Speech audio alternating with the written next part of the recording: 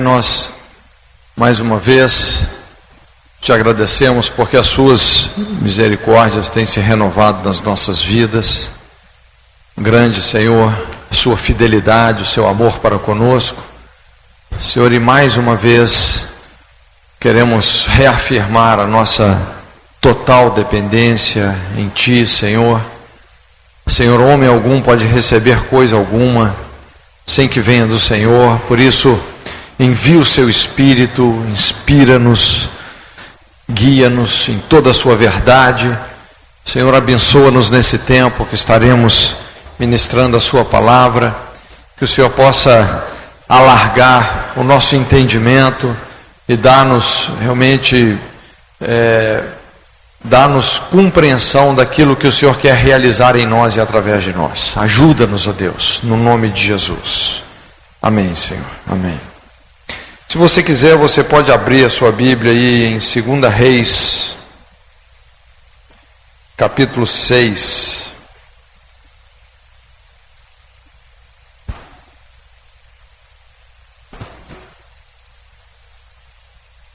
A partir do verso 8.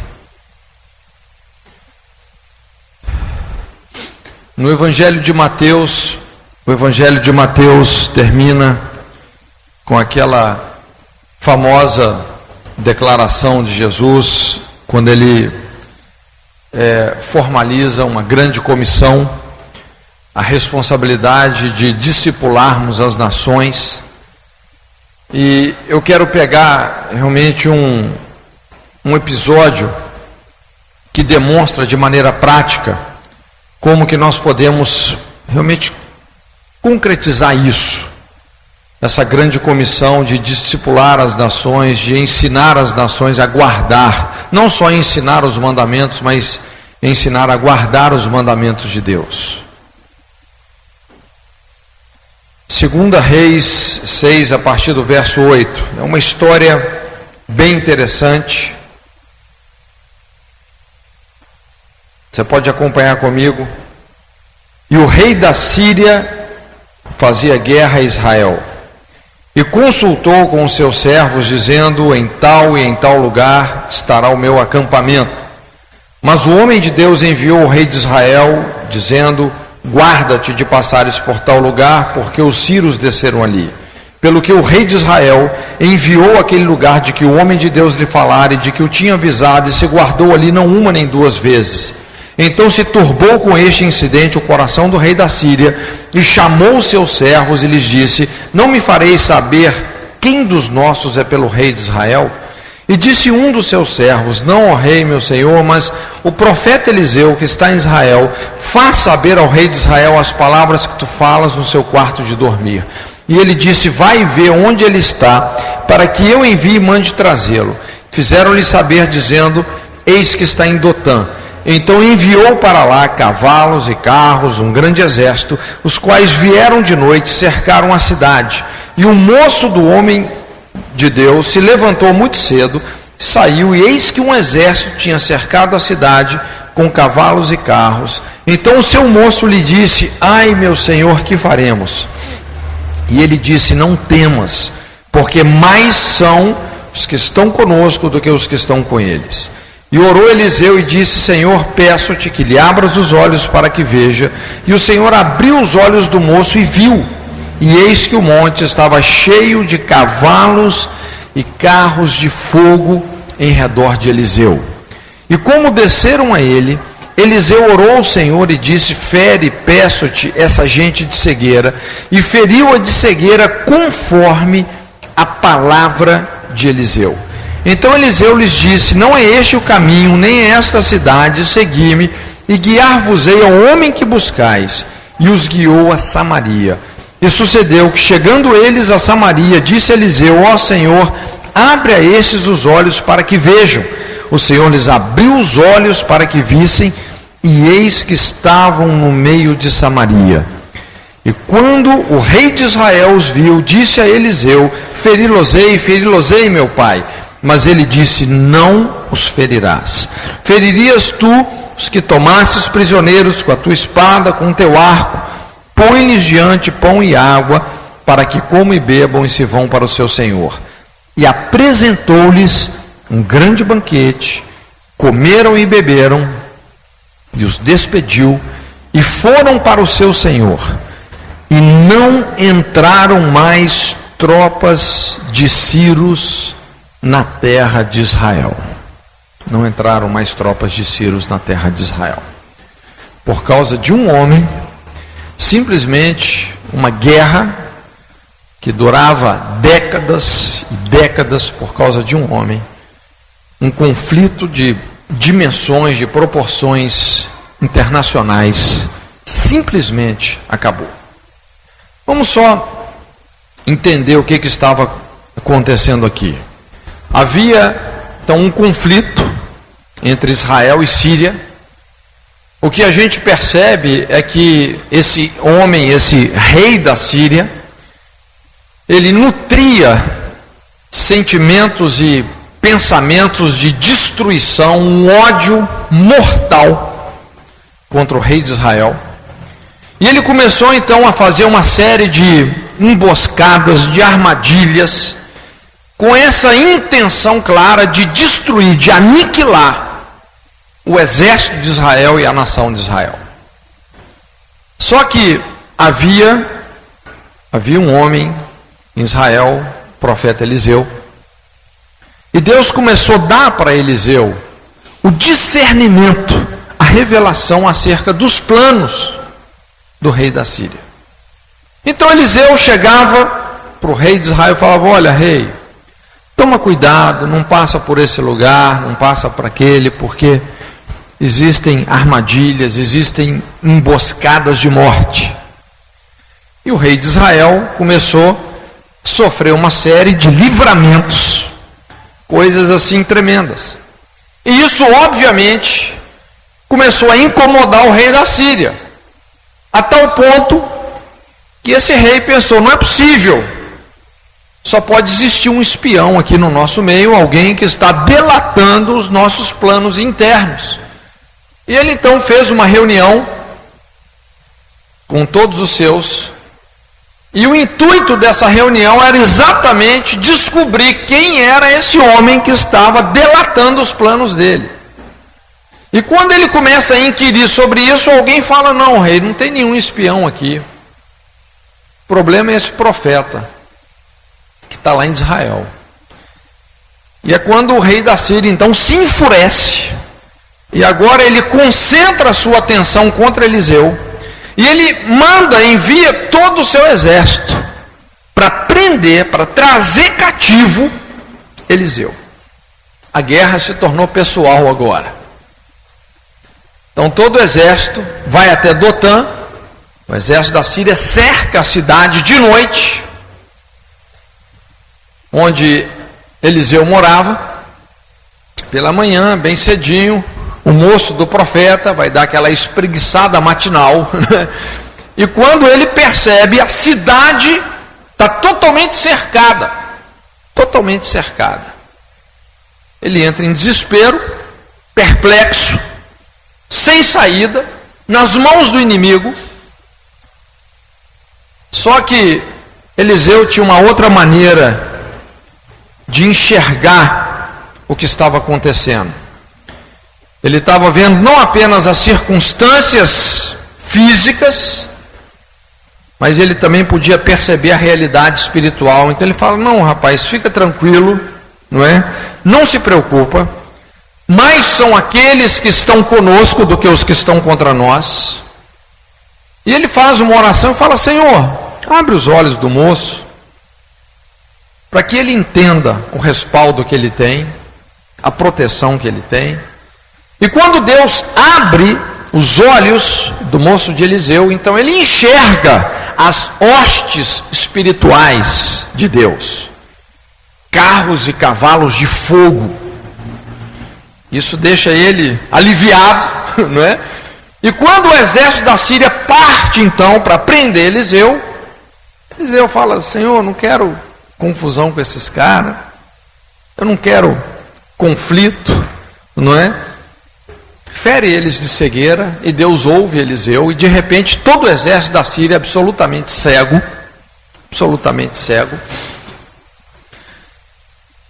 E Eliseu então fala: olha, o problema de vocês na verdade não é comigo, é com o meu rei que está lá em Samaria. Toma aquele exército pela mão, leva todo aquele exército até Samaria, e quando eles chegam em Samaria, e o rei de Israel vê todo o exército inimigo cativo, cego, impotente, lógico, o rei de Israel esfrega as mãos, né? Fala: opa, hoje é o dia da vingança, hoje é o dia da matança, hoje eu me livro de vez dos meus inimigos. Só que o profeta fala: não, você não vai matar ninguém, você não vai se vingar de ninguém, nós vamos oferecer um banquete para essas pessoas, nós vamos fazer uma ceia com eles, nós vamos oferecer alimento, comunhão e liberdade. Na verdade, o que a gente observa aqui é que Eliseu estava não apenas libertando o exército da Síria, mas ele estava libertando também o coração do rei de Israel. Ele estava literalmente discipulando duas nações, dois reis. Ele mudou a história e o coração de dois reis, de duas nações. E a Bíblia fala: não entraram mais tropas de sírios na terra de Israel. Acabou a guerra. Por causa de um homem que tinha a capacidade, a unção para discipular as nações. Quando a gente fala sobre missões hoje, quando a gente fala sobre você implantar os valores do reino de Deus numa outra nação, numa outra fronteira, isso implica em você lidar com muitos conflitos que muitas vezes nós ignoramos, coisas que nós nem fazemos ideia.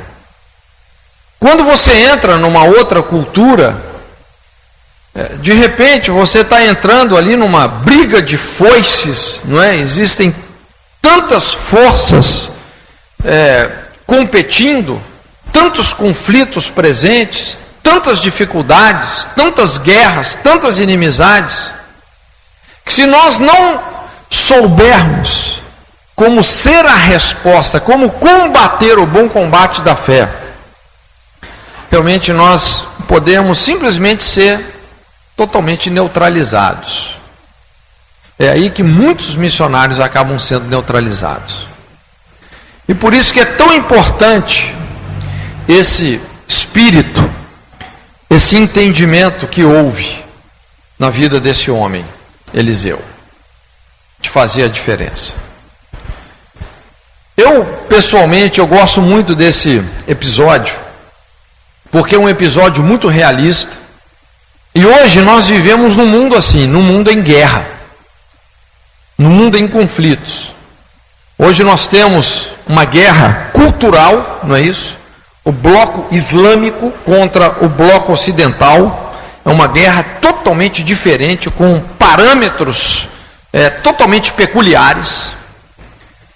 Nós também temos aí toda uma guerra que envolve os valores fundamentais da humanidade, a família em xeque, o casamento em xeque, não é isso? Jesus chegou a dizer que nos últimos dias os inimigos do homem seriam os seus próprios familiares.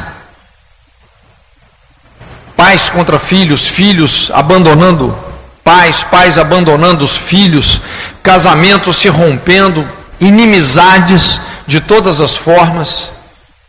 No mundo eclesiástico hoje a gente vê tanta divisão, tanta competição, não é? Tanta inveja, tanta intriga, tantas inimizades. Então, na prática, o que nós percebemos hoje é que nós vivemos num mundo realmente com muitas guerras. E Deus está procurando pessoas que têm essa habilidade de se colocar nesse lugar sobrenatural que é a brecha e fazer a diferença. Lidar com esses conflitos. não apenas ter a resposta, mas ser a resposta para esses conflitos. Nesses 20 e poucos anos de vida missionária, uma das experiências que mais marcaram a minha vida foi uma cruzada evangelística que nós fizemos em Angola. A história de Angola é uma história extremamente traumática, E eu já havia estado em Angola uma vez. Nessa primeira vez o país estava em plena guerra. Sabia o que significava fazer um evento, né, uma cruzada evangelística num país em guerra, uma coisa muito complicada. País totalmente destruído. Mas Deus começou a me desafiar. Eu me lembro, a gente estava num evento, num impacto de evangelismo em Salvador, e naqueles momentos que a gente sempre tem de intercessão criativa, a gente estava tendo vários momentos de intercessão criativa pelo Brasil, lidando com algumas raízes, principalmente as raízes de escravidão, toda essa história que nós temos, que é uma história tão pesada no Brasil, porque tivemos praticamente 400 anos de escravidão no Brasil. Então a escravidão não foi uma paginazinha da nossa história. Não sei se você consegue compreender isso, mas realmente é um compêndio de injustiça, é um crédito de injustiça exorbitante. E naqueles momentos, então, Deus começou a falar muito forte no meu espírito sobre um ato de batalha espiritual através de reconciliação. E Deus colocou no meu coração, então, da gente fazer algo assim em Angola, de onde nós recebemos grande parte dos escravos que chegaram no Brasil e que construíram tanta coisa nessa nação com sangue, suor, lágrimas, a preço de liberdade, de dignidade humana. E então fizemos esse evento. Isso aconteceu em julho de 97. Nós já tínhamos uma base de Jocum ali na parte sul da nação, entre Lobito e Benguela, uma base que já estava trabalhando não só com algumas cidades em Angola, mas também com vários povos não alcançados. E então fizemos esse evento que chamou Luandão. Nosso propósito realmente era um evento de missões urbanas. Luanda, uma cidade que tem capacidade para aproximadamente 800 mil pessoas, só que estão vivendo em torno de 5 milhões, porque os refugiados da guerra, que acontecia muito no interior da nação, vieram para Luanda, não é? Só que desde a independência do país, Luanda só foi sendo depreciada, não é? As coisas foram sendo destruídas no país. Então era um verdadeiro caos,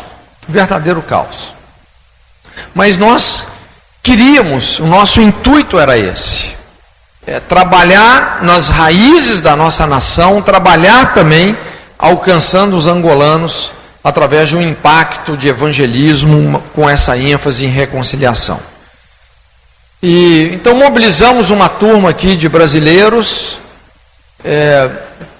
Eram 21 dias essa cruzada. Ficamos hospedados num lugar bem estratégico lá em Luanda, a MAF, pessoal de Asas do Socorro. Mobilizamos também várias pessoas da igreja angolana, ficaram ali conosco.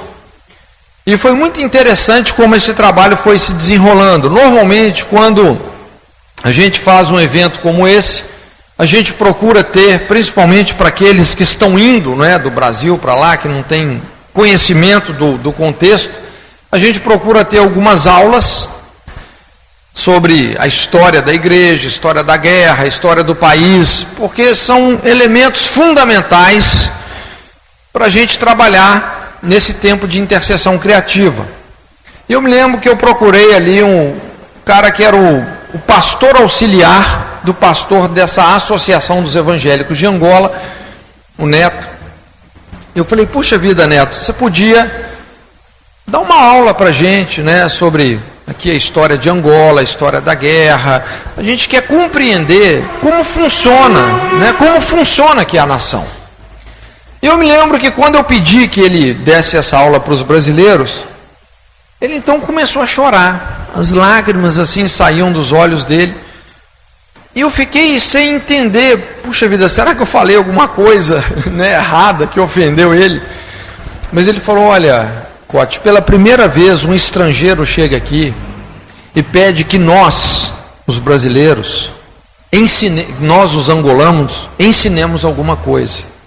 Normalmente os estrangeiros chegam para mandar, para desmandar, para dizer o que a gente tem que fazer, o que a gente não tem que fazer, não nos respeitam.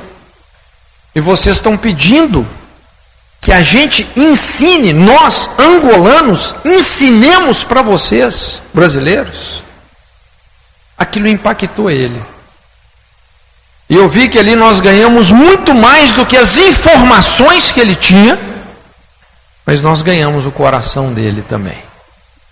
E as informações que ele nos trouxe foram informações extremamente fundamentais. E elas começaram realmente ser elementos poderosos nesses momentos de intercessão criativa. Nação de Angola, guerra que durou quase 30 anos em Angola, uma guerra tribal, norte e sul, brigando pelo governo da nação. Houve no processo de independência do país, houve uma traição. Um homem chamado Jonas Savimbi, que deveria também participar do governo, foi traído. E esse homem, então, se revoltou contra o governo, criou uma das guerrilhas com os piores mercenários de guerra do mundo. E ele falou, tudo bem, eu não governo, fui traído, mas o governo também não governa. E esse cara, então, começou a destruir o país. Para você ter ideia, em Angola existem 3 minas terrestres para cada habitante, o maior número de mutilados de guerra do mundo. Uma situação realmente caótica. E então nós começamos pegando esses elementos que recebemos, começamos a interceder. E eu me lembro que lá pelo 2º ou 3º dia de intercessão, Deus falou muito claro conosco que, como brasileiros, nós deveríamos tirar um tempo para literalmente lavar os pés dos angolanos. Fazer um ato de humilhação, de reconciliação. E então, de repente, fomos arrumando ali balde, bacia, tudo que tinha, né, que cabia um pouco d'água. E quando os angolanos se surpreenderam, devia estar ali umas 80, 100 pessoas naquela reunião, quando eles se surpreenderam, os brasileiros estavam ali aos pés dos angolanos para lavar os pés deles. Muitos deles não queriam, porque achavam aquilo um absurdo, como que um brasileiro vai lavar o meu pé? Mas eles perceberam que aquilo realmente era algo que vinha de Deus. E começou todo aquele momento, então, de humilhação, de pedindo perdão sacerdotalmente, representando o Brasil, tudo que aconteceu na nossa história, toda essa injustiça que foi feita, que os nossos pais que fizeram com os pais deles. E eu me lembro que o Espírito de Deus caiu com tanta força naquele lugar, que muitos deles, literalmente, eles urravam, eles gritavam, como se Deus estivesse arrancando uma dor, arrancando realmente raízes de inferioridade, rompendo cadeias, correntes. Foi algo muito forte. E começamos a ver os resultados dessas intercessões nos evangelismos de rua. Angola, na verdade, é um país muito fácil de ser evangelizado. O povo é muito aberto, principalmente nessa época da guerra. O povo todo na rua, não tinham lojas, não tinham supermercados, não tinha emprego, não tinha nada. As cidades funcionavam em cima das feiras livres, que era aquele amontoado de milhares e centenas de milhares de pessoas vendendo tudo quanto é quinquilharia que você pode imaginar, não é? Aquele lugar que você olha e que você fala assim, não, eu não entro nesse lugar aí de jeito nenhum. Só que se você quer comprar alguma coisa, é só lá que você vai achar, né? Principalmente a peça do seu carro que foi roubada, você pode ir lá que você compra ela de volta direitinho, né? Então o povo está aglomerado ali, você chega com uma plataforma qualquer, um caminhão lá que a gente usava de plataforma, você mobiliza milhares, dezenas de milhares de pessoas vêm, eles não têm o que fazer. E eles ficam ali horas e horas e horas ouvindo o Evangelho, e era muito impactante a maneira como eles respondem ao Evangelho também. Então foi algo assim muito tremendo. Eu gostaria de ter tempo para contar o que acontecia durante esses evangelismos, coisas tremendas. Mas nós fechamos essa cruzada com uma marcha, né? Aquela famosa marcha para Jesus. Mobilizamos, a princípio, umas 4.000 pessoas da igreja ali de Luanda, e terminamos essa marcha numa praça muito ampla. Como eu falei, o povo se acumula muito facilmente, então foi vindo gente, fizemos um grande culto ali, provavelmente tinham muito mais pessoas incrédulas do que os próprios crentes, né? Quando a gente estava nesse culto, então o irmão que liderava a base da Jocum lá, o Marcão, chegou para mim e falou, puxa vida, Cote, Deus está falando muito forte que a gente deveria aproveitar também esse momento aqui e, representando o Brasil, a gente pedir perdão para os angolanos, por toda essa história de escravidão e tal. E ele falou assim, eu sinto que você deveria fazer isso, Cote. Ele falou para mim. E quando ele me falou isso, né, já, lógico, acompanhava a história do Marcão, de certa forma foi um discípulo nosso, ele lá em Curitiba, né, desde que ele se converteu, a gente tinha um clubinho na universidade, onde a gente sempre discipulava e tal. E o Marcão, um homem que literalmente deu a vida dele pelos povos africanos. Já estava há mais de 10 anos ali, enfrentando situações e circunstâncias que constrangiam a minha fé, sinceramente. Eu vi aquela equipe em Angola enfrentar situações de perigo, de doenças, coisas assim que eu falei, Deus, eu acho que eu estou precisando me converter. Coisas extremamente pesadas. Malária para eles ali é como gripe, né? Alguns já estavam acumulando 50, 60 malárias. Inclusive perdemos alguns obreiros lá de malária. Perigos de guerra. Certa vez eles caíram nas mãos lá dos guerrilheiros, tiveram que deixar tudo para trás. Os guerrilheiros deram 15 minutos para eles entrarem no avião, um aviãozinho lá da Asas de Socorro, e ir embora, cada um com 4 quilos de bagagem, tudo que eles tinham, casa, carros, bens, tudo ficou para trás. Foram começar novamente o trabalho, fazendo o que eles chamam de cozinhas para os refugiados da guerra. Cozinha é uma fogueira debaixo de uma panela, onde é cozinhado o que eles chamam de fuba. Eu não sei como é que fala aqui no Rio. Em Minas a gente chama de angu, né, que é a farinha de milho com água, né? Esse é o arroz com feijão dos angolanos, né? Mas eu falei, Marcão, olha, você é o cara certo de representar o Brasil nesse país, né? Então eu falei, isso é responsabilidade sua, vai lá, faça isso. Então ele procurou esse pastor, na época era pastor Otávio. Ele era o líder dessa Associação dos Evangélicos de Angola.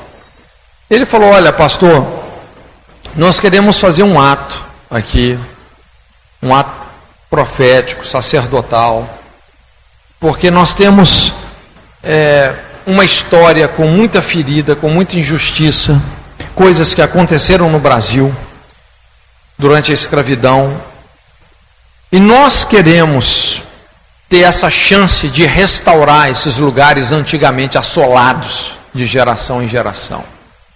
Queremos, como brasileiros, restituir isso com vocês. Ele pegou a palavra ali, era uma multidão enorme, e ele começou a falar: olha, algumas vezes eu tive no Brasil, tirei fotos de lugares muito lindos que os nossos antepassados construíram lá.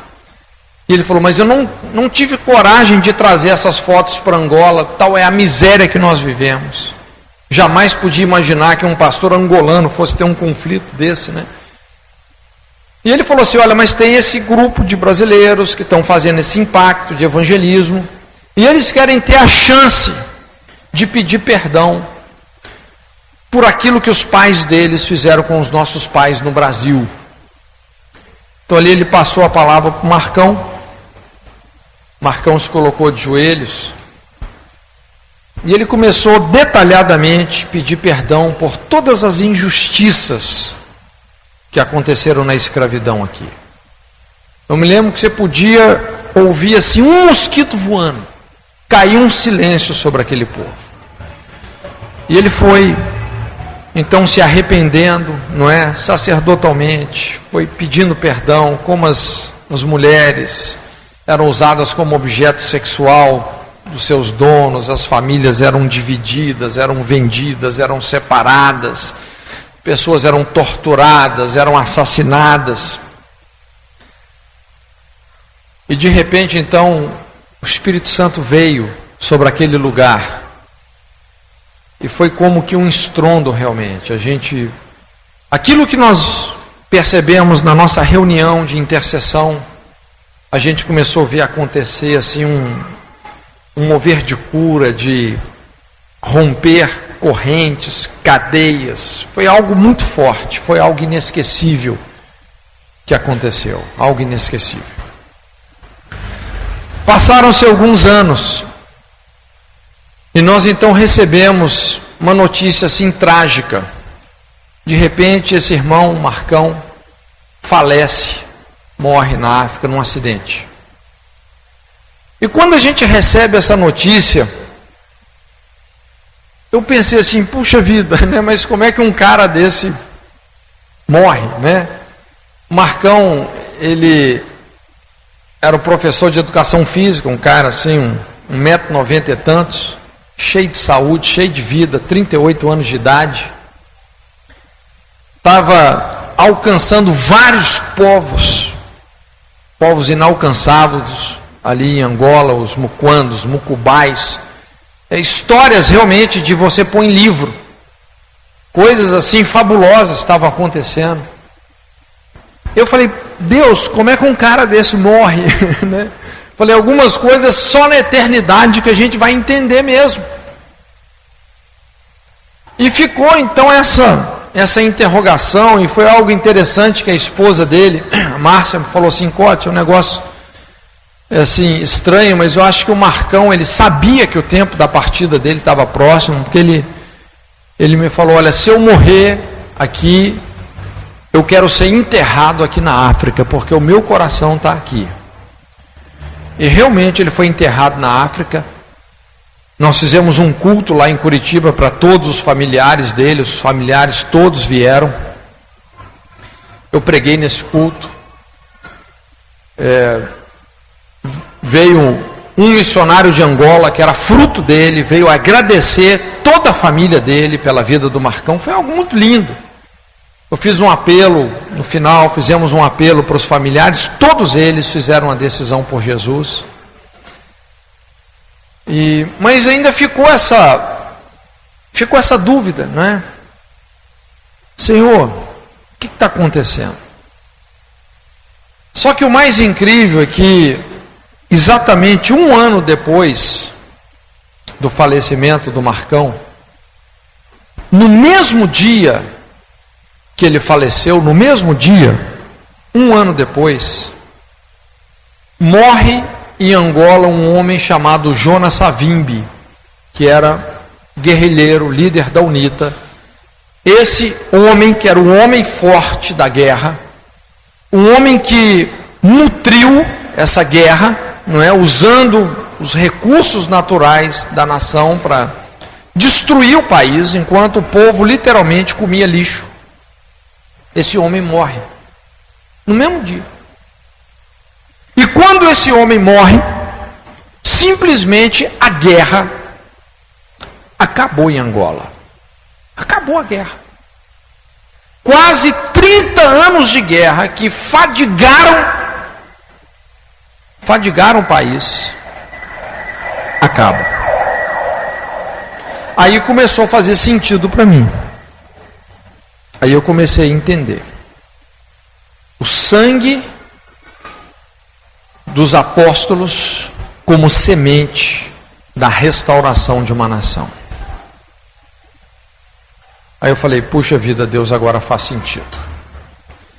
E a partir então do fim da guerra, pela primeira vez, o governo iniciou um plano de reconstrução do país.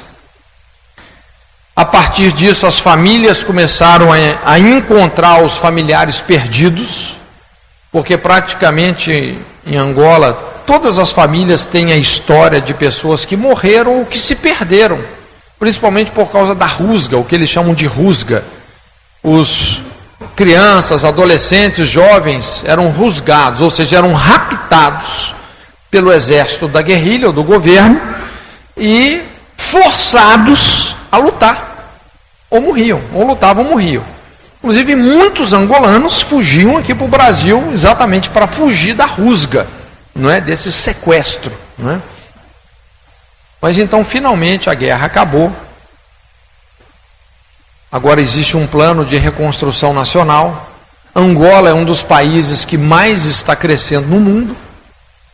Com isso, o Evangelho está ganhando também uma outra conotação no país. Muita coisa está sendo transformada. Mas eu fiquei pensando assim, puxa vida, agora realmente a morte do Marcão faz sentido. O que eu quero dizer, gente, é que por causa de homens como Eliseu, homens como Marcos Azolim, por causa de pessoas assim, guerras podem acabar, conflitos podem acabar, nações são transformadas, povos são transformados. E quando a gente pensa sobre fronteiras missionárias, é nessa dimensão,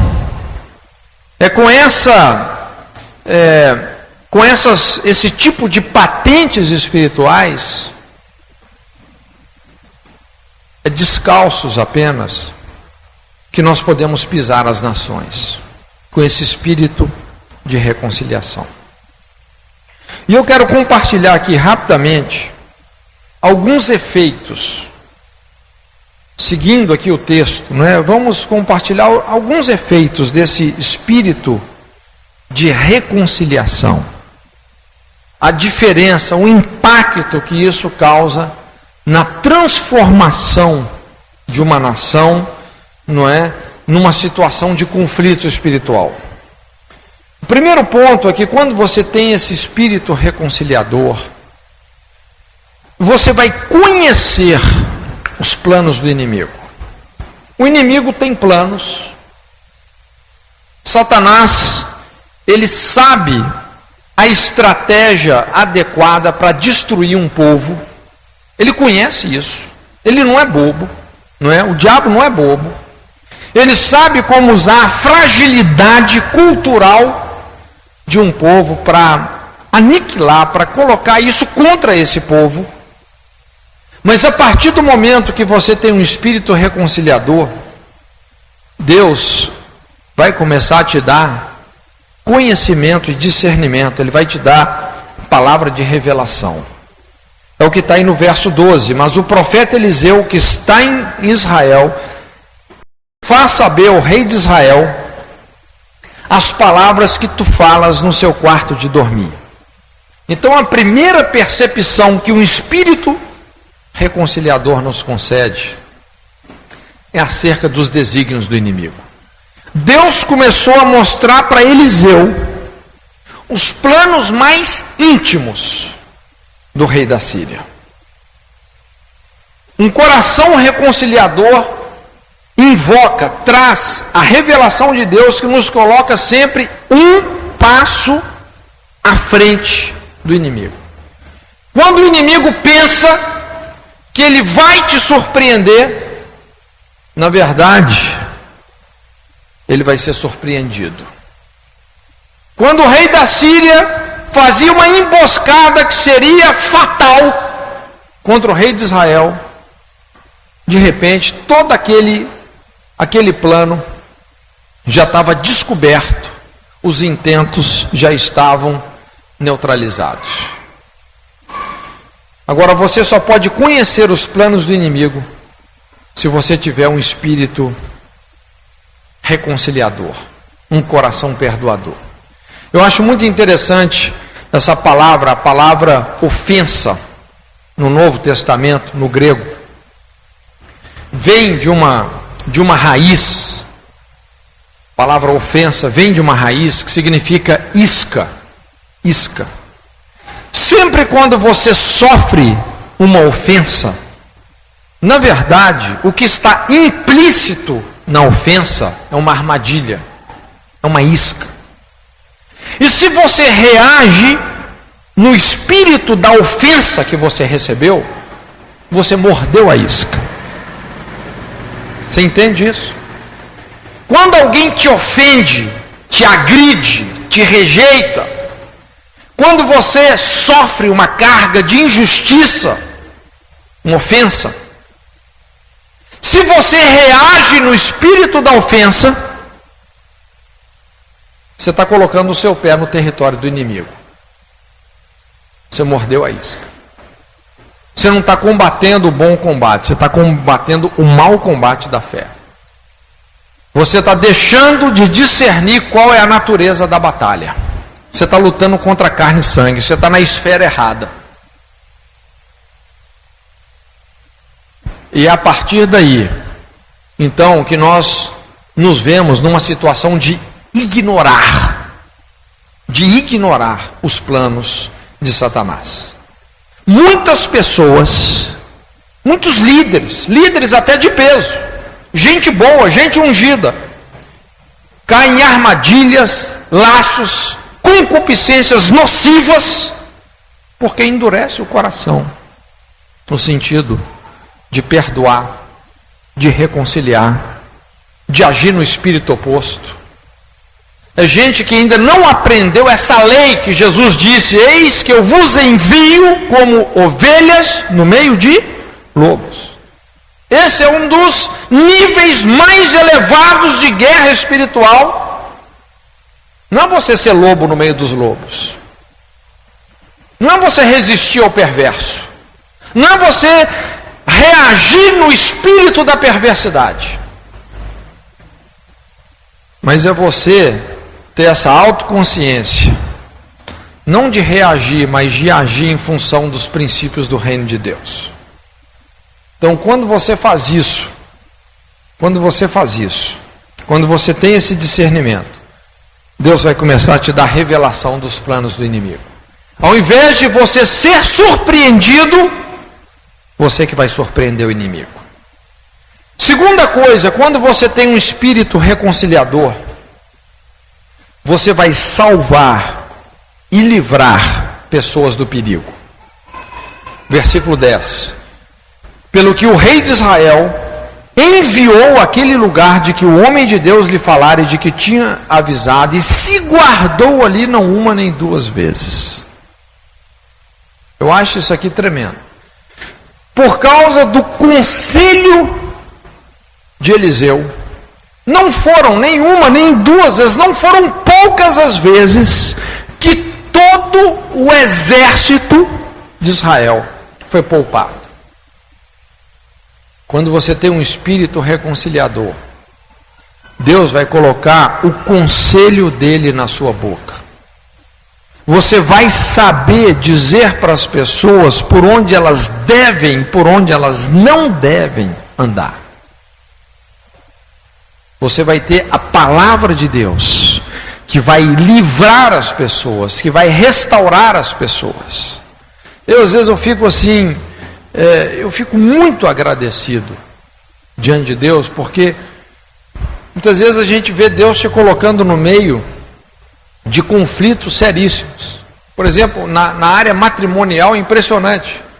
Às vezes tem semana que eu estou intermediando 4, 5 casamentos que estão assim, em colapso, à beira de serem destruídos. E às vezes por causa de uma palavra que você dá para aquelas pessoas, é uma família que deixou de ser destruída.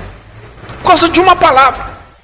Por causa de um conselho que você dá, você desarma toda uma destruição. Uma destruição que teria consequências geracionais.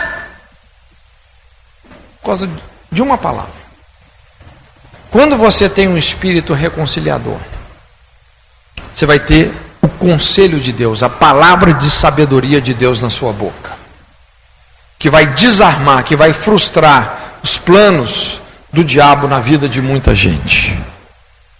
Quando você chega em certas culturas, em certos países, se você não tiver esse espírito reconciliador, perdoador, facilmente você começa a tomar a forma, espiritualmente falando, do principado que governa aquele lugar. A maneira realmente de você quebrar essas conjecturas, essas mentalidades com as quais Satanás manipula a massa, é através desse espírito de reconciliação. Por isso que a pior coisa que uma pessoa em dificuldade pode fazer é se aconselhar com uma pessoa amargurada, partidarista, gente que fica tomando partido, gente que não discerne a natureza da batalha. E normalmente, é impressionante, tem uma lei espiritual que diz o seguinte: os amargurados se atraem. Normalmente uma pessoa amargurada, ferida, a tendência dela é buscar conselho com quem? Com uma pessoa também amargurada e ferida. Por quê? Porque ela quer se sentir apoiada na rebelião dela. Mas se você está com dificuldades, não procura gente amargurada não, procura pacificadores. Procura gente que tem esse discernimento profundo de que a nossa esfera, a nossa batalha não é contra carne e sangue, não é contra as pessoas por quem Jesus morreu. Então, se você tem um espírito reconciliador, você vai salvar e livrar pessoas do perigo. Terceira coisa, se você tem um espírito reconciliador, você vai poder se colocar na brecha, na posição de intercessor e pacificador. Isso está aí no verso 13. Quando o próprio rei da Síria, ele coloca agora a sua atenção em Eliseu, e ele fala: vai e vê onde ele está, para que envie e mande trazê-lo. E fizeram-lhe saber, dizendo: eis que está em Dotã. Eu acho isso aqui muito interessante. A maneira como Deus coloca Eliseu para intermediar a situação entre o rei da Síria e o rei de Israel. Então Deus, estrategicamente, começou a revelar os planos do rei da Síria para o profeta Eliseu, fez questão que o rei soubesse disso, e agora esse rei da Síria canaliza os seus esforços contra Eliseu. Essa é a forma como Deus estava colocando Eliseu na brecha. E esse é o lugar, a brecha, esse lugar de intercessão, é um lugar sobrenatural que Deus quer nos estabelecer. Devido a esse espírito que Eliseu tinha, okay? Então Deus pôde levantá-lo, Deus pôde levantar Eliseu para intermediar esse conflito, um conflito de proporções internacionais, só porque ele era um homem perdoador, reconciliador, um homem que tinha o discernimento do amor de Deus pelas nações. Agora, a princípio, a posição de intercessão faz de você o alvo número 1 do inimigo. Eliseu se tornou o alvo número 1 do rei da Síria. O rei da Síria queria fulminá-lo, mandou trazê-lo cativo, mandou prendê-lo. Só que o intercessor, por mais débil, por mais vulnerável que ele pareça ser, o intercessor nunca é a caça, ele sempre é o caçador.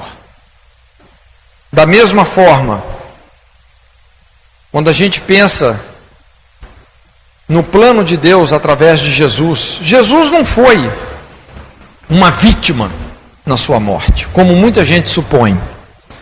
Lá em João 10, se eu não me engano, Jesus fala assim: esse mandamento eu recebi do meu Pai, que eu vou dar a minha vida e vou tornar a tomá-la. Como quem zomba da morte, não é? Eu vou dar a minha vida e eu vou tornar a tomá-la. Esse mandamento eu recebi de meu Pai. Então ele não foi uma vítima. Satanás é que foi vítima do extraordinário plano de Deus através da cruz. Quando Satanás estava lá no inferno comemorando a morte do Filho de Deus, destruímos o Messias, destruímos o Filho de Deus. De repente ele sente um pé na garganta, não é?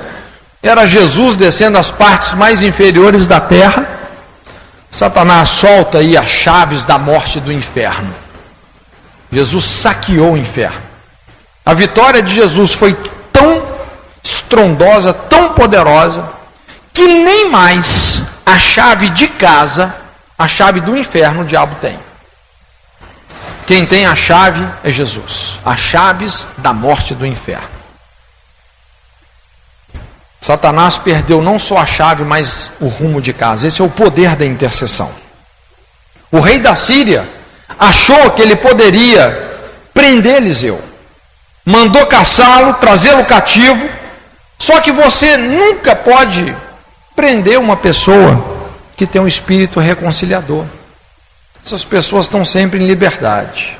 Então, quando Deus te acha na brecha, nesse lugar sobrenatural de reconciliação, esse lugar sacerdotal, que é um lugar sobrenatural também.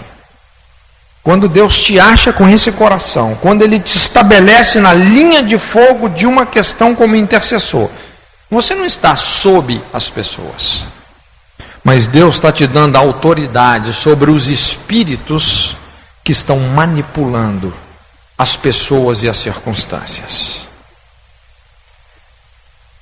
Quarta coisa, quando você tem um espírito reconciliador, você vai abrir os olhos dos servos. Eu gosto disso aqui. Versículos 16 e 17. E ele disse: não temas, porque mais são os que estão conosco do que os que estão com eles. E orou Eliseu e disse: Senhor, peço-te que lhe abras os olhos para que veja. E o Senhor abriu os olhos do moço e viu, e eis que o monte estava cheio de cavalos e carros de fogo em redor de Eliseu. Esse é um aspecto fundamental. O moço de Eliseu, ele estava perplexo, atemorizado, se sentindo cercado pelos inimigos. Mas quando você tem o espírito de reconciliação, esse espírito de reconciliação, isso vai trazer discernimento às pessoas que estão debaixo da sua influência. Vai haver um rompimento de paradigmas. As pessoas vão começar a deixar de enxergar o mundo e as circunstâncias de maneira parcial. Paulo chega a dizer que o mundo invisível é muito mais real do que o mundo visível. E quando você tem esse espírito de reconciliação, as pessoas que estão debaixo da sua influência, elas vão começar a agir com esse discernimento. Os argumentos malignos são quebrados, medo, intimidação que paralisa a fé, que leva ao desespero, são superados. Vai haver uma mudança na vida das pessoas que estão debaixo da sua influência. É impressionante porque, na ótica de Geazi, eles estavam ali cercados, encurralados, sem saída, já estavam nas mãos do inimigo. Só que, depois da liberação de Eliseu, quando Eliseu fala: Senhor, abre os olhos dele. E quando Deus abre os olhos de Geazi, o que ele enxerga? Ele enxerga os exércitos de Deus. Então ele tem agora uma nova perspectiva da situação. Não eram eles que estavam cercados pelo exército da Síria, era o exército da Síria que estava cercado pelos exércitos do Senhor. A situação era inversa, era totalmente inversa. Esse é o poder do Espírito reconciliador. É quando você não morde a isca do inimigo, é quando você age no espírito oposto, no espírito de reconciliar. E essa era a motivação fundamental que inspirava o comportamento de Eliseu. Então, reconciliação, esse espírito reconciliador em missões, isso transporta os servos para um plano espiritual de revelação e discernimento. E revelação é muito mais do que informação. Revelação é o conhecimento da verdade que tem o poder de reverter situações aparentemente perdidas. Quando a pessoa fala: não tem mais jeito, até que vem uma revelação de Deus. E você entende o outro ângulo da verdade que faltava. E você percebe que realmente Deus está com você. Você começa a ter consciência da proteção, do cuidado, da presença de Deus. Isso que Jesus falou na grande comissão. Para aqueles que estão na grande comissão, envolvidos na grande comissão, qual que é a promessa? Eis que estou convosco até a consumação dos séculos. Eis que estão convosco. E é exatamente o que a gente observa aqui. Porque a Síria era o campo missionário de Eliseu, como Israel também. Ele sabia discernir a natureza da batalha. Ele não agiu no espírito do conflito, ele agiu com o espírito reconciliador. Veja bem, Eliseu, ele não queria conflito, ele não queria agressão, muito pelo contrário. Ele queria a atenção do exército da Síria para fazer o que tinha que ser feito, para resolver a questão, para ir na raiz do problema. Então ele fala: Senhor, o negócio é o seguinte, eu não quero confusão com esse exército. Fere eles de cegueira. Fere eles. E quando você age, não sei se você consegue compreender isso, mas quando você tem esse discernimento de ser uma ovelha no meio de lobos, você desarticula a ofensividade de Satanás, a inspiração de Satanás. Você quebra as pernas dos capeta. Essa é a verdade. Quando você age no espírito de amor e reconciliação. E Deus ouviu a oração de Eliseu. E de repente, imagina todo aquele exército. Um exército que era suficiente para cercar a cidade. Não é que eles cercaram a casa de Eliseu, não. A Bíblia fala que eles cercaram a cidade.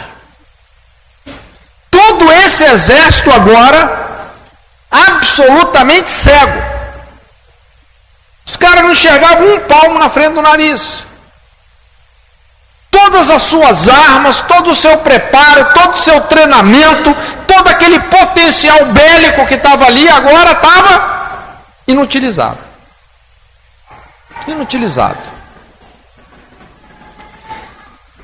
Você está entendendo o poder desse espírito de reconciliação no campo missionário, o impacto disso?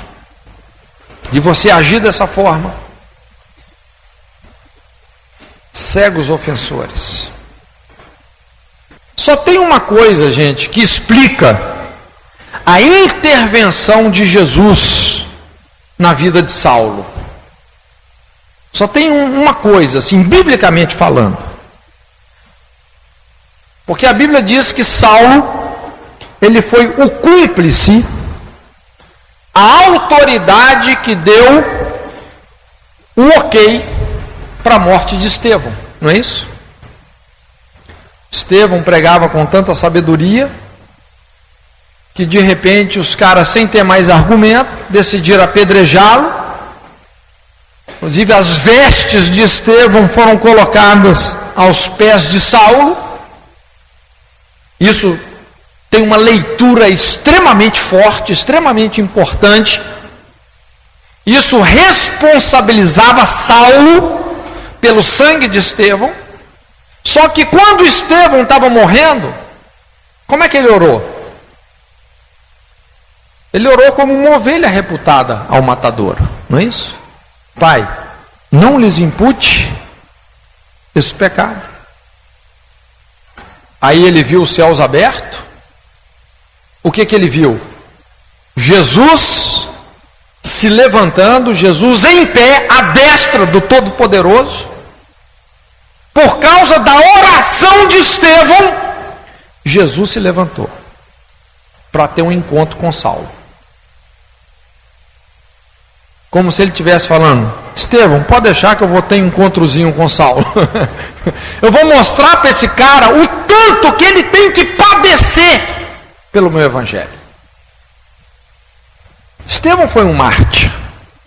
Ele cumpriu a carreira dele, não é? Mas por causa do espírito que ele tinha. Quando Saulo estava indo lá para Damasco, respirando ameaças de morte contra os cristãos, ele foi simplesmente atropelado pelo Senhor Jesus. Não sei se foi do cavalo, mas que ele caiu por terra, ele caiu, não é? Ficou cego por 3 dias. Absolutamente cego. Um batismo de arrependimento. Um tempo para ele olhar para dentro de si mesmo e enxergar suas misérias, seus erros. Cegos ofensores.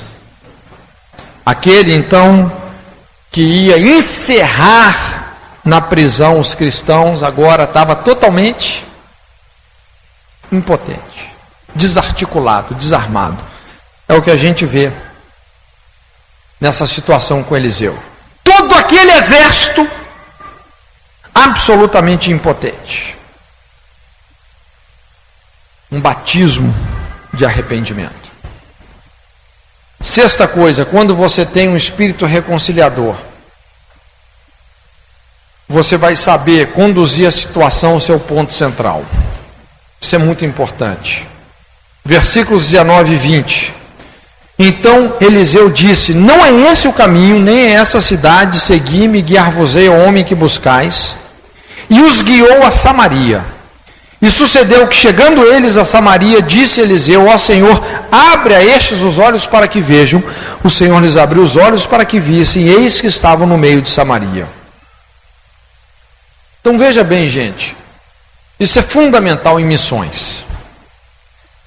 Você ter esse discernimento de mapear as feridas de uma nação, mapear as feridas de um relacionamento, mapear as feridas de uma pessoa, você chegar realmente nas raízes do problema.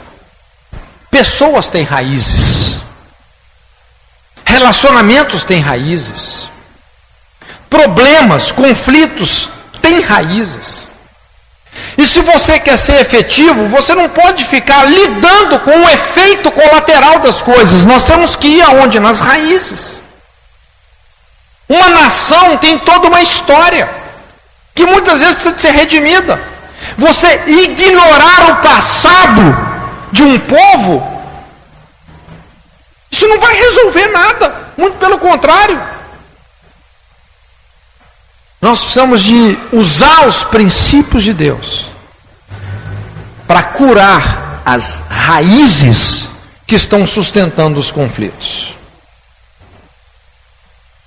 E quando você tem o espírito reconciliador, você começa a ter esse discernimento.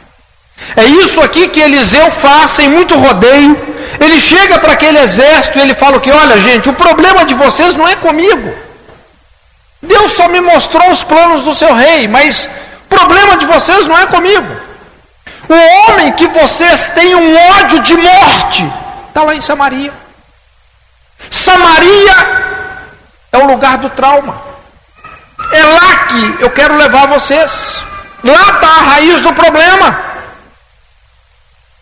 Irmãos, o que é Samaria na nossa vida? Samaria é aquele lugar que você não quer chegar, que você não quer que Deus chegue, que ninguém chegue. Não é isso? Samaria é aquela igreja que você fala, eu nunca mais volto naquela igreja, eu nunca mais falo com aquela pessoa. É a sua Samaria. É por lá que a palavra profética vai te dirigir. Você tem que voltar por ali. Quando você rompe uma fronteira numa nação, muitas vezes existem esses lugares de trauma, de conflito, culturalmente falando, que Deus quer nos dar sabedoria de lidar com isso, de chegar nessas raízes, de saber como curar essas raízes. E Eliseu, que é a personificação da palavra profética, não deu muita chance, falou, nós vamos lá, Samaria. Tomou aquele exército pela mão, eu não sei se você consegue imaginar, provavelmente eles tiveram que fazer uma fila indiana imensa, todo mundo cego, o exército inteiro cego, né? Tiveram que fazer uma fila imensa, e lá na cabeça da fila, Eliseu e o seu moço, guiando o exército do rei da Síria. Imagine isso de vila em vila, de lugarejo em lugarejo, devia ser até cômico. O que o profeta de Israel está fazendo na frente, na testa do exército da Síria? E eles foram andando cego por aquele caminho. Fica imaginando, deve ter chegado com os dedos tudo inchado, quanta pedra não chutaram pelo caminho. Porque essa distância de Dotã a Samaria, gente, essa distância é uma distância difícil de ser percorrida. Você sair da superficialidade de um problema e chegar no coração dele, irmãos, é só pela palavra profética mesmo, é só por esse discernimento. Mas é lá que a palavra profética quer nos levar. E quando Eliseu chega com eles em Samaria, então ele agora faz uma outra oração, ele fala assim, Senhor, agora abre os olhos deles, para que eles por si mesmos possam enxergar a verdadeira raiz do conflito, da guerra. E quando Deus abre os olhos daquele exército, eles estão então diante do homem que eles queriam assassinar. Imagina o constrangimento. Imagina o conflito que não foi aquilo ali. Eles estão diante do homem que eles queriam, tinham um ódio de morte, que eles queriam destruí-lo. Algo estava sendo confrontado de maneira poderosa. Quando você tem um espírito reconciliador, você vai ter esse discernimento de conduzir a situação no ponto central, de mapear as feridas, de ir nas pessoas certas, de resolver as questões que precisam ser resolvidas sem fazer rodeios. Você vai deixar de ser uma pessoa superficial. e vai realmente lidar com aquilo que tem que ser lidado. Quando você tem esse espírito reconciliador, você vai ajudar as pessoas a entenderem e enfrentarem as verdadeiras causas dos problemas que estão destruindo e perturbando a vida delas. A sétima coisa, quando você tem um espírito reconciliador, você traz a marca de um libertador. Liberta. É o que a gente vê nos versos 21 e 22. E quando o rei de Israel os viu, disse a Eliseu: feri-los-ei, meu pai. Mas ele disse: não os ferirás. Feririas tu os que tomastes prisioneiros com a tua espada e com o teu arco. Põe-lhes diante pão e água para que comam e bebam e se vão para o seu senhor.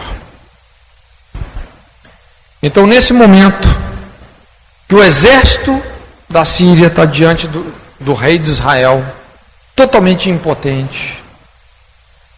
Nesse momento, então, que o rei de Israel, lógico, ele cogita a vingança, a destruição dos inimigos. Então, mais uma vez, vem esse discernimento da palavra profética. Eliseu fala para o rei: não, rei, você não vai ferir ninguém, nós não vamos nos vingar. A vingança, ela só aumenta o eco da inimizade, é só destruição. Ele fala: nós vamos oferecer um banquete, uma ceia para essas pessoas. Talvez inspirado por aquilo que Davi ensina no Salmo 23: preparas uma ceia na minha presença perante os meus inimigos. Ok? Talvez inspirado por esse discernimento é que Eliseu resolve dar um banquete. Ele faz um banquete para o exército da Síria. Aquele exército ali tremendo nas bases, achando: não, agora nós vamos ser exterminados. É o que Paulo fala sobre amontoar brasas sobre a cabeça, vencer o mal com o bem. Aquele exército é perdoado. E agora eles oferecem comunhão, liberdade, alimento. Esse é o caráter da ceia. Esse é o caráter da ceia. Quando a gente pensa naquela última ceia de Jesus com os discípulos, era um ambiente extremamente pesado. Você podia fatiar as trevas, não é? Estava tudo ali articulado contra Jesus. Mas Jesus teve o que? Essa hombridade. Teve a hombridade de estender comunhão. Seja para Judas, para aqueles que desertaram, para aqueles que negaram. E no lugar da ceia, esse lugar onde nós estamos abertos para interagir com os valores do reino de Deus, com negadores, desertores e traidores. Se eu perguntar aqui, quantos aqui já foram traídos, negados, abandonados? Todos já fomos. Ou quantos já traíram, não é? Negaram, desertaram, abandonaram outros? Todos nós. Agora, como é que você lida com isso? Como é que você lida com isso?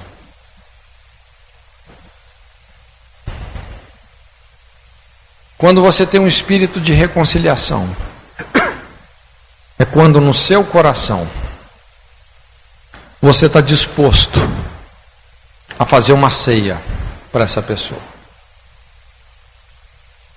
Isso é fundamental, gente.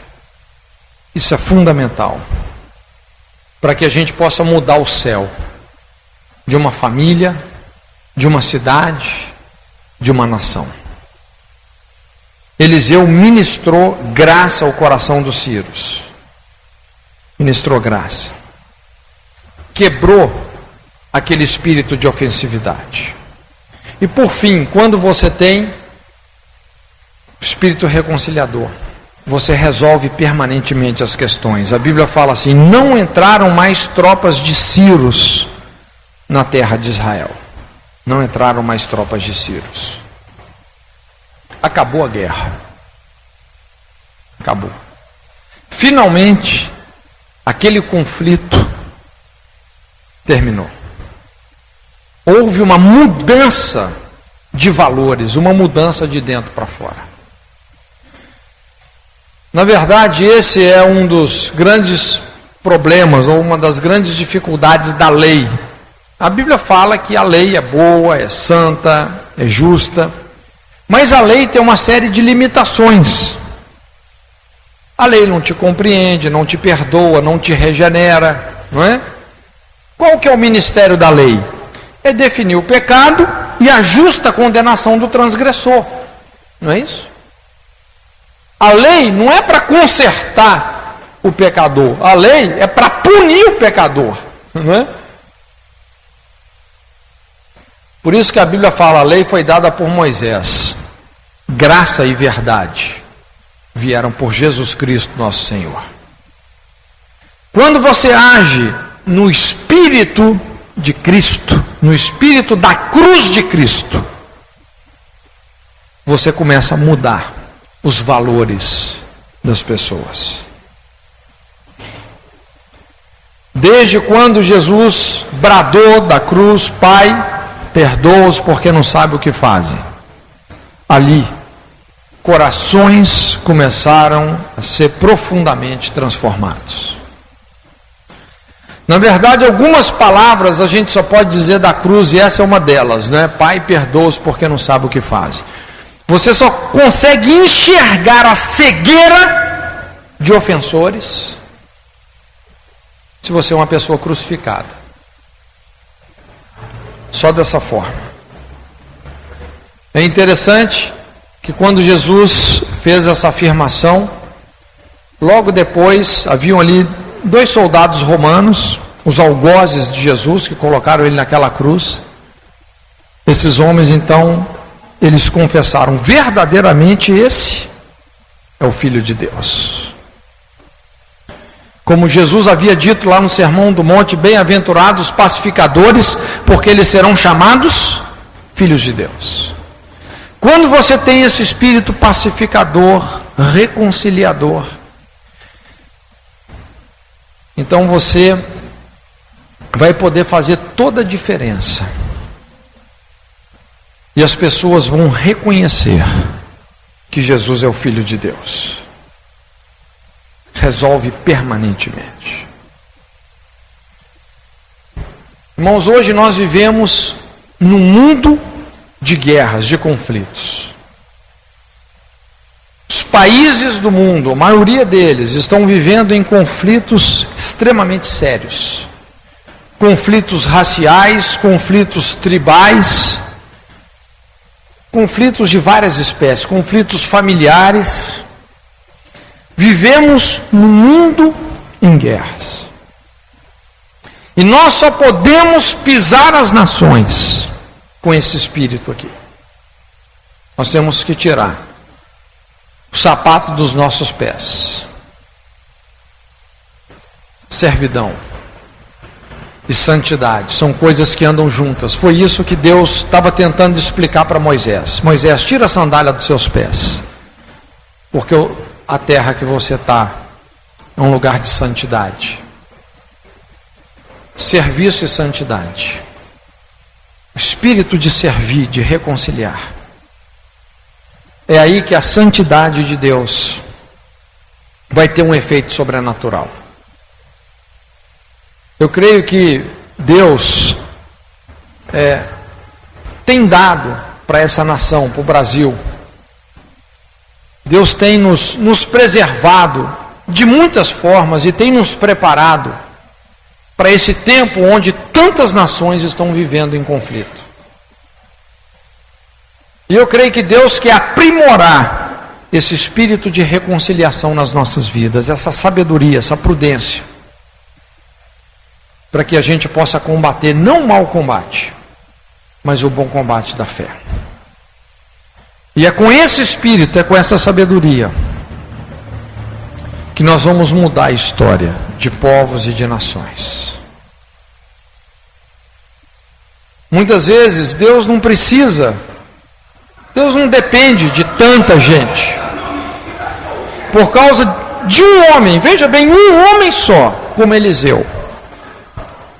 Um homem que realmente amadureceu nesse espírito de reconciliação. Quando você olha lá para o início do ministério de Eliseu, você se lembra? Quando ele tomou posse da capa de Elias e tal, todo aquele poder. Aí de repente ele estava passando, vieram uns pivetes, uns meninos de rua, e começaram a caçoar dele, ô careca, ô careca.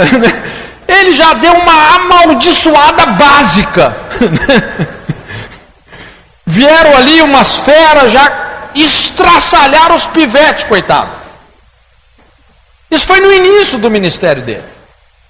Mas agora, como um homem maduro, um cara que sabe discernir a natureza da batalha, ele tem outro espírito. Ele tem outro espírito. O espírito da compaixão, da misericórdia, do perdão. Irmãos, nós vivemos num mundo em guerras. Quantas famílias destroçadas, quantos casamentos destroçados, quantos povos que estão se degladiando. Quem são as pessoas que vão ter a palavra e o conselho de Deus para esses conflitos? Quem são essas pessoas? Por causa de um homem, como Eliseu, como Marcos Azolim, a história de nações estão sendo transformadas. Não sei se você está entendendo isso. Por isso que a Bíblia fala: busquei alguém que estivesse na brecha, para que eu não destruísse. Naquela época, a Bíblia fala: ninguém achei. Mas eu espero que Deus possa te achar na brecha, com esse coração. Eu não sei qual é a jurisdição de autoridade que Ele tem te dado. Talvez seja a sua família, seja a sua casa, talvez seja a sua cidade. Deus já está te colocando numa dimensão de cidade. Talvez é um povo que Deus colocou no seu coração e você vai ser um homem de paz, a mulher de paz para esse povo. Não sei. Mas é muito importante a gente discernir como nós estamos interagindo nessa plataforma de conflito. Alguns estão incorporando a postura do rei da Síria. Você quer se vingar a todo custo de alguém que te injustiçou. Outros incorporam a postura do rei de Israel, esperando só uma oportunidade de vingar do inimigo. Talvez você se sinta aí como Geazi, o moço de Eliseu, perdido, perplexo, sem saída, trancado, cheio de impossibilidades. Mas eu creio que o Espírito Santo está nos chamando para que a gente possa ter uma identificação com a palavra profética, entender o que Deus está fazendo nesse tempo, não só para onde Deus quer te levar geograficamente, espiritualmente, não é? Onde estás, onde está o seu irmão, mas o espírito que você tem que ir para esse lugar. Com que espírito você vai? Com que missão você vai para cumprir? Quando você entende isso, você vai mudar a história de muita gente. Amém? Curva a sua cabeça então, em nome de Jesus. Senhor, nós oramos que o seu Espírito possa derramar com fé com compromisso essas verdades no nosso coração. Ajuda-nos, Senhor, a termos esse espírito, a sermos missionários, pessoas que discipulam reis, que discipulam nações, que discipulam as famílias da terra, através do Espírito de Cristo, o Espírito de Eliseu. Dá-nos esse coração, Senhor. Perdoa-nos, Senhor, por tantas vezes que fomos tão ingênuos, tão sujeitos às armadilhas de Satanás, reagindo no espírito da ofensa, da competição, não discernindo com compaixão as necessidades das pessoas. Perdoa-nos, Senhor. Perdoa a nossa imaturidade. Senhor, e nós queremos deixar as coisas de menino. Nós queremos sair da infância, Senhor. Já há tanto tempo como igreja estamos engarrafados numa infância espiritual. Tem misericórdia das nossas vidas como igreja brasileira. Ajuda-nos a deixar essa infância, a termos a consciência de corpo,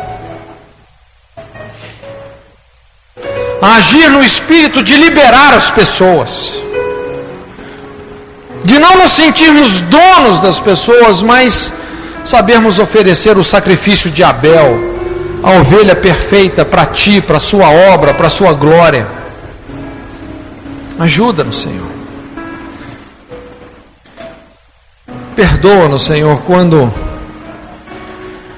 mordemos a isca do inimigo, reagindo com amargura, com ressentimento, tomando partidos, esquartejando o corpo de Cristo, perdendo o entendimento da diversidade da igreja, da multiforme sabedoria do Senhor. Perdoa-nos, Senhor. Dá-nos a sua graça de andarmos em conformidade à palavra profética, surpreendendo o inimigo, Senhor, estando à frente dele, tendo a palavra de conselho para as pessoas, para os relacionamentos, para as nações, o trigo fino de Deus para as nações, sendo encontrados nesse lugar sobrenatural que é a brecha, onde o Senhor coloca nos nossos ombros patentes, para que possamos realmente reverter o quadro de destruição. Senhor, que o Senhor possa realmente nos dar a capacidade de influenciar as pessoas, abrindo os olhos delas para a realidade espiritual, cegando o inimigo, desarmando os espíritos de ofensividade e guerra, lidando com as raízes das situações, tendo toda a destreza para mapear as feridas, os traumas, trazendo a cura do Evangelho, trazendo luz e verdade, resolvendo permanentemente os conflitos, as inimizades, aquilo que tem sido instrumento de opressão sobre pessoas, famílias e nações. Ajuda-nos, Senhor, a quebrar a vara do opressor. Levanta-nos profeticamente como igreja, em nome de Jesus. Amém, Senhor. Amém. Amém, queridos. Deus te abençoe.